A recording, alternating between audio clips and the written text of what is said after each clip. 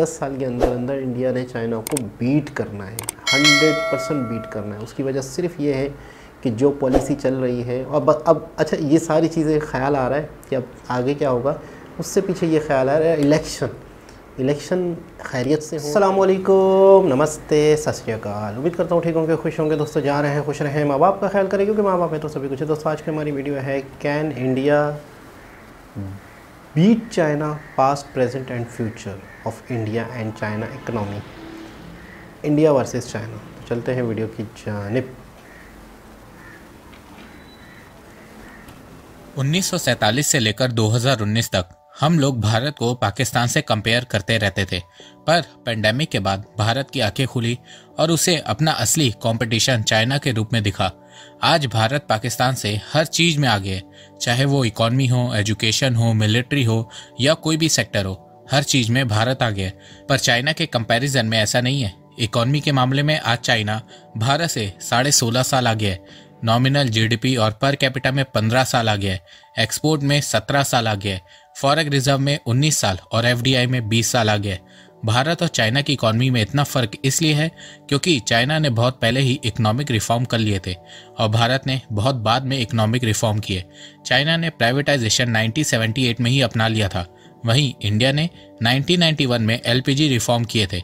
इस 13 साल के डिफरेंस के चलते ही आज भारत चाइना से पीछे है, पर भारत इस गैप को आने वाले 10 सालों में बहुत तेजी से कम कर सकता है।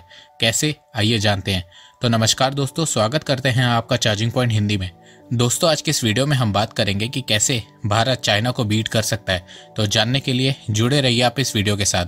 दोस्तों मैं ऐसे ही इंफॉर्मेटिव वीडियो बनाता हूं, तो अगर आपको इंफॉर्मेशनल वीडियो देखना पसंद है तो आप इस चैनल को सब्सक्राइब कीजिए, इससे मुझे बहुत ही सपोर्ट मिलेगा। 2013 में भारत वर्ल्ड की 11th लार्जेस्ट इकॉनमी था। 10 साल बाद 2023 में भारत वर्ल्ड की 5th लार्जेस्ट इकॉनमी बन गया है। पिछले 10 सालों में भारत ने इकॉनमी के मामले में बहुत अच्छा परफॉर्म किया है, पर उसके बावजूद आज भी भारत चाइना से कई मामलों में पीछे है। आज भारत 3.7 ट्रिलियन डॉलर की इकॉनमी है, पर चाइना 2007 में ही 3.7 ट्रिलियन डॉलर की इकॉनमी बन गया था। आज भारत की पर कैपिटा $2600 है, चाइना की पर कैपिटा 2007 में ही $2600 हो गई थी। इंडिया ने 2022 में $770 बिलियन का एक्सपोर्ट किया था, चाइना ने 2006 में ही $800 बिलियन का एक्सपोर्ट कर दिया था। तो देखा जाए आज हम चाइना से तकरीबन 16 साल पीछे हैं, पर उसके बावजूद आने वाले 10 सालों में भारत इस गैप को आराम से कम कर सकता है। वो कैसे, आइए बताता हूँ। देखो, चाइना को हराने के लिए भारत को चाइना से ही सीखना होगा। चाइना जब 2007 में 3.7 ट्रिलियन डॉलर की इकॉनमी था, तब उसके यहाँ लेबर फोर्स का कंट्रीब्यूशन बढ़ना शुरू हो गया था और वो ऑल टाइम हाई पे पहुंच गया था। 2007 में चाइना का लेबर फोर्स पार्टिसिपेशन 73% था, मतलब चाइना में जितने लेबर थे उसमें 73% कहीं पे काम कर रहे थे। वहीं भारत का लेबर फोर्स पार्टिसिपेशन अभी तक सिर्फ 50% तक ही पहुंचा है। भारत का लेबर फोर्स पार्टिसिपेशन इसलिए कम है क्योंकि भारत में फीमेल के पास जॉब नहीं है। चाइना का फीमेल लेबर फोर्स पार्टिसिपेशन 66% है, वही इंडिया का सिर्फ 30%। भारत में सिर्फ 30% महिलाएं ही काम कर रही हैं। तो भारत को अपने लेबर फोर्स पार्टिसिपेशन को बढ़ाना होगा और खास तौर पे वुमेन पार्टिसिपेशन को बढ़ाना होगा, तभी जाके भारत फ्यूचर में चाइना को हरा पाएगा। इसके अलावा चाइना का इकोनॉमिक बूम पीरियड भी अब धीरे धीरे खत्म हो रहा है और इंडिया का बूम पीरियड शुरू हो गया है। जो चाइना का पास था वो अब इंडिया का प्रेजेंट बनता जा रहा है। जिस इकोनॉमिक ग्रोथ की साइकिल से चाइना गुजर रहा था, अब वो साइकिल से इंडिया गुजर रहा है। 2022 में इंडिया की ग्रोथ रेट 7.2% थी, वहीं चाइना की सिर्फ 3%।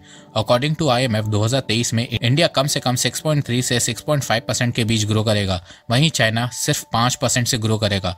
पर 2024 में इंडिया फिर से 6.3 के आसपास ही ग्रो करेगा और वहीं चाइना की ग्रोथ रेट गिर के 4.2% पे आ जाएगी। पर देखो, कई एक्सपर्ट्स का मानना है कि चाइना इस साल भी 5% से ग्रो नहीं करने वाला है, क्योंकि चाइना में बहुत बड़ा प्रॉपर्टी क्राइसिस खड़ा हो गया है। इसके अलावा चाइना नेक्स्ट ईयर भी 4.2% से कम ही ग्रो करेगा। अब आप बोलोगे कि भले ही चाइना की ग्रोथ रेट गिर गई है, पर फिर भी चाइना 3-4% से तो ग्रो कर ही रहा है। तो देखो, ये तो IMF ने अभी प्रिडिक्ट किया है। नेक्स्ट ईयर आप देखना कि इंडिया की ग्रोथ रेट और बढ़ेगी और चाइना की और कम होगी। स्टैंडर्ड एंड पुअर ने कहा है कि 2031 तक भारत ऑन एन एवरेज हर साल कम से कम 6.7% से ग्रो करेगा। इसके अलावा IMF ने कहा है कि भारत और चाइना का डेट लगभग इस समय एक बराबर ही है। इस समय भारत का डेट टू GDP रेशियो 81.9% है, वहीं चाइना का 83% है। पर दोनों देशों में डिफरेंस ये है कि चाइना की GDP भारत से बहुत ज्यादा है, जिसके चलते चाइना का डेट भी इंडिया से बहुत ज्यादा हो गया है। इसके अलावा IMF ने का है कि फ्यूचर में इंडिया का डेट बहुत तेजी से कम होगा, क्योंकि भारत बहुत तेजी से ग्रो करेगा। भारत का डेट 81.9% से कम होकर 2028 तक 80% तक हो जाएगा। पर वहीं चाइना के साथ ऐसा नहीं होने वाला है। चाइना की ग्रोथ रेट 2 से 3% ही रहने वाली है, जिसके चलते चाइना का डेट बहुत तेजी से फ्यूचर में बढ़ने वाला है। कई इकोनॉमिक एक्सपर्ट्स का तो ये भी मानना है कि चाइना का स्लो डाउन स्टार्ट हो गया है। चाइना का एक्सपोर्ट गिर रहा है, एफडीआई गिर रहा है, चाइना में अनएम्प्लॉयमेंट बढ़ रही है, चाइना प्रॉपर्टी क्राइसिस को फेस कर रहा है, चाइना का डेट बढ़ रहा है। इसके अलावा चाइना में डिफ्लेशन भी आ चुकी है, चाइना की ग्रोथ रेट कम हो रही है और साथ में उसकी जीडीपी भी तेजी से नहीं बढ़ रही है। जहां 2021 में चाइना की जीडीपी 17.7 ट्रिलियन डॉलर थी, वहीं 2022 में चाइना की जीडीपी थोड़ी सी बढ़ी और 17.8 ट्रिलियन डॉलर पहुंच गई थी। और सबको उम्मीद थी कि 2023 के एंड में चाइना की जीडीपी 19 ट्रिलियन डॉलर को टच कर जाएगी, पर एक्चुअल में ऐसा नहीं हुआ।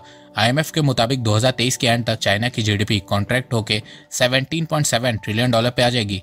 1990 के बाद चाइना की जीडीपी कॉन्ट्रैक्ट हुई है, जो कि बहुत बड़ी बात है। पिछले 3 सालों से चाइना की जीडीपी 17.7 से 17.9 ट्रिलियन डॉलर यानी कि 200 बिलियन डॉलर के अराउंड ही घूम रही है। इसके अलावा चाइना में वर्क फोर्स बहुत तेजी से बूढ़ी हो रही है, चाइना में लेबर कॉस्ट बढ़ रही है और सबसे बड़ी बात, चाइना में अब पॉपुलेशन डिक्लाइन होना शुरू हो गई है। चाइना में पहली बार 2022 में 8.5 लाख आबादी कम हुई है, पर वहीं भारत में वर्क फोर्स यंग है और साथ में लेबर कॉस्ट चाइना के मुकाबले बहुत कम है। तो जो पॉपुलेशन का एडवांटेज चाइना को 30 साल पहले मिला था, वह भारत को मिलने वाला है। इसके अलावा चाइना में मैन्युफैक्चरिंग डाउन हो रही है। पिछले 4-5 सालों से हमें यह देखने को मिल रहा है कि यूएस चाइना ट्रेड वॉर के चलते, पैंडेमिक के चलते, जियोपॉलिटिकल टेंशन जैसे कि रशिया यूक्रेन कॉन्फ्लिक्ट के चलते और सप्लाई चेन डिस्ट्रप्शन के चलते धीरे धीरे बहुत सी कंपनीज चाइना से अपना मैन्युफैक्चरिंग प्लांट को दूसरे देशों में शिफ्ट कर रही हैं।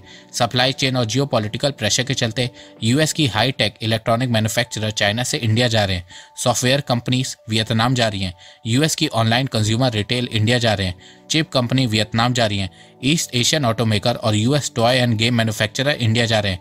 इसके अलावा पिछले 1 साल से चाइना का मैन्युफैक्चरिंग पीएमआई 50 से नीचे है, बस 2 महीने 50 से ऊपर था। पीएमआई 50 से ऊपर होता है तो इसका मतलब आपके देश में मैन्युफैक्चरिंग सेक्टर ग्रो कर रहा है। मैन्युफैक्चरिंग डाउन होने से चाइना में अनएम्प्लॉयमेंट भी बहुत तेजी से बढ़ रही है। चाइना में youth unemployment all time high 21% हो गई है। तो जहां एक तरफ चाइना का डाउनफॉल स्टार्ट हो गया है, वहीं भारत का राइज शुरू हो गया है। इंडिया की पर कैपिटा चाइना से फास्ट ग्रो हो रही है। इंडिया फ्यूचर का इन्वेस्टमेंट डेस्टिनेशन हब बनने वाला है।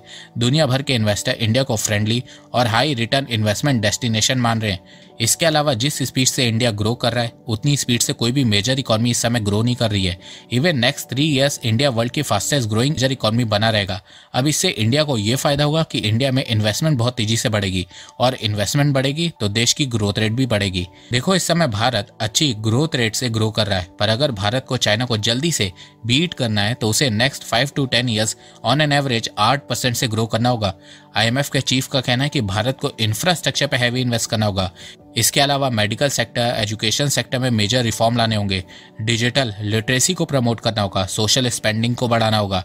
भारत सरकार को infrastructure, human capital, health and education में इन्वेस्ट करना होगा, जाके भारत कम से कम 2031-32 तक 8% से ग्रो कर पाएगा और 10 ट्रिलियन डॉलर की इकोनॉमी जल्दी से बन पाएगा और साथ में जापान और जर्मनी को जल्दी से बीट करेगा और चाइना से अपनी इकोनॉमी गैप को तेजी से कम कर पाएगा।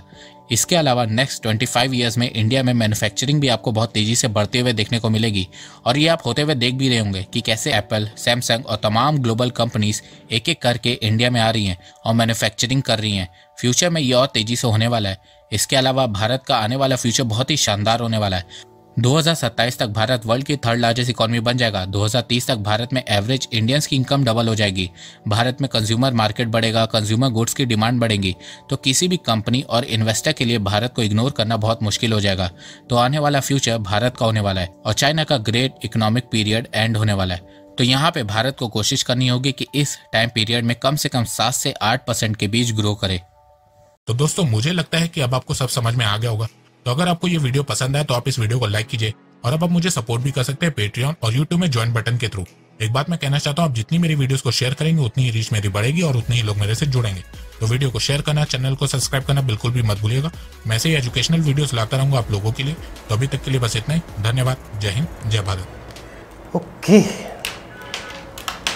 जी जनाब, सबसे पहले तो मैं ये कहूँगा कि लास्ट में भाई साहब ने कहा कि आने वाले वक्त में 2027 में कंट्रीज़ जो हैं वो चाइना को इग्नोर नहीं करेंगे, इन्वेस्टमेंट इग्नोर नहीं कर पाएंगे।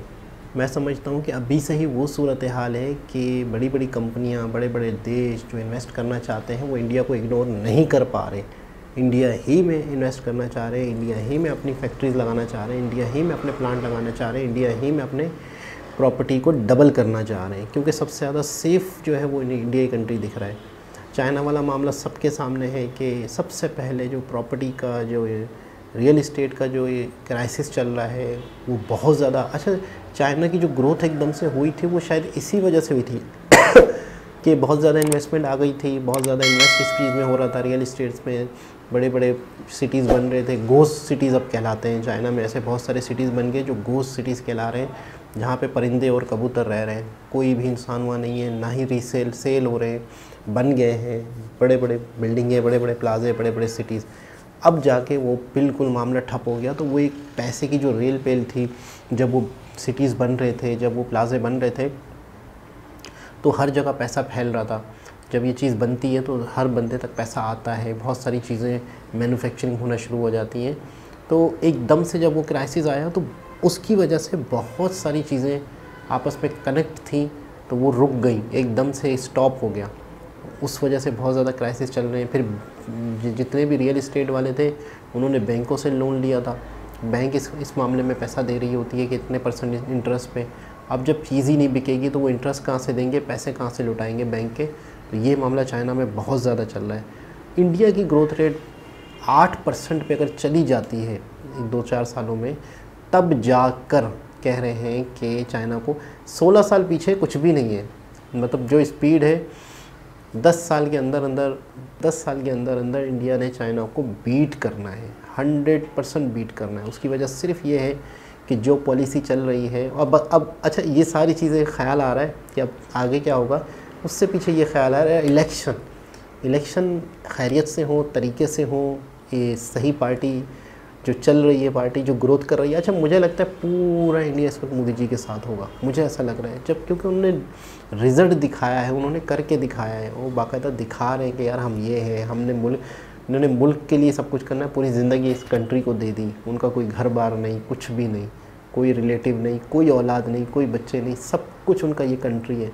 उन्होंने करके दिखाना है मुल्क के लिए। तो मुझे लगता है पूरे इंडिया ने मोदी जी पे भरोसा किया है, पूरी दुनिया ने मोदी जी पे भरोसा किया है। पूरी दुनिया इन्वेस्टमेंट मोदी जी के चेहरे पे लेके कि यार ये इतने वक्त से हैं, इतने टाइम से हैं, यही एक ही फेस है जिससे हमें डील करना होता है। तो दुनिया की इन्वेस्टमेंट आती है। आपकी टीम मजबूत है, एस जयशंकर जी हैं और नितिन गडकरी जी, ऐसे लोगों की टीम होती है तब जाके एक मुल्क ग्रो करता है। और ये सारे लोगों का एक मिशन है, इनका एक मिशन है। इन्होंने अपनी ज़िंदगियाँ त्याग दी हैं, इन्होंने अपनी ज़िंदगियाँ वक्फ कर दी हैं कंट्री के लिए। तो उस देश ने तरक्की नहीं करी। आने वाले वक्त में इंडिया ने इतनी ग्रोथ करनी है, तो मेरी दुआ है कि पाकिस्तान के ताल्लुकात भी इंडिया से बहुत बेहतर हों।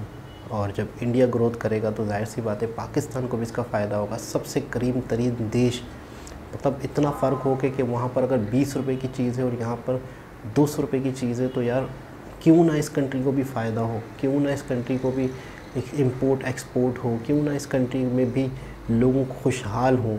जब एक देश बराबर में इतना इकनॉमी मजबूत होगी जिस देश की, तो बराबर में अगर एक देश है तो उसको सबसे ज़्यादा फ़ायदा उसका होगा, सबसे ज़्यादा फ़ायदा उसका होगा। अगर ताल्लुकात अच्छे होंगे, आना जाना होगा, बहुत चीज़ें इधर से जब लोग बना के उधर भेजेंगे, एक्सपोर्ट करेंगे, उधर से चीज़ें इधर आएंगी तो बहुत सस्ती होगी, बहुत ही ज़्यादा बेनिफिट होने वाला है इन फ्यूचर पाकिस्तान को भी। अगर हमारे यहाँ कोई अच्छी गवर्नमेंट आती है और अच्छे लोग आते हैं जो कि इस मुल्क के आवाम के लिए बेहतर सोचते हैं। दोबारा किसी और वीडियो के साथ आपसे मुलाकात होगी। जब तक के लिए अल्लाह हाफ़िज़।